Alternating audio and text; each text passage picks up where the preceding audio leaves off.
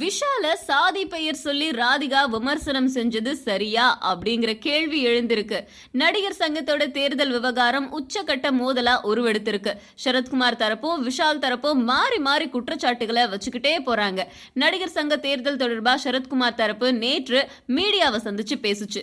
அதுல நடிகை ராதிகா பேசும்போது, நான் சரத்தோடைய மனைவியா இங்க வந்து பேசல, நடிகர் சங்கத்துடைய மூத்த உறுப்பினர் அப்படிங்கிற முறையில வந்திருக்கேன் அப்படின்னு சொன்னாங்க. ஆனா அவங்களோட பேச்சு என்னமோ சரத்குமார் பத்தின விமர்சனங்களுக்கு பதில் கொடுக்கற மாதிரியே தான் இருந்துச்சு.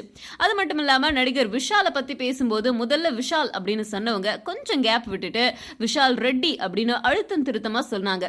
துபாயில நடந்த நட்சத்திர கிரிக்கெட் போட்டியின் போதுதான் பிரச்சனை தோன்றுச்சு அப்படின்னு சொன்னவங்க, அப்போ விஷால் சரத்குமாரை தரைக்குறைவா பேசினாரு அப்படின்னும் அந்த நேரத்தில் அவர் நிதானமா இல்ல அப்படின்னு சொன்னாங்க.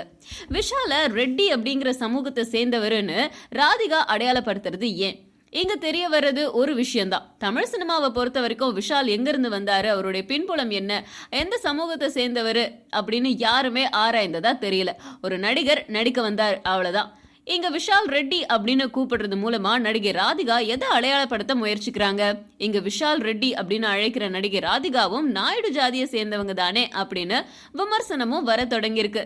தமிழ்நாட்டு நடிகர் சங்கத்துல தெலுங்குக்காரருக்கு என்ன வேலை அப்படின்னு சொல்ற மாதிரி ராதிகாவோட நோக்கம் இருந்துச்சு அப்படின்னா அந்த அணியினர் இன்னும் பல சிக்கல்களை சந்திக்க வேண்டியதா இருக்கும்.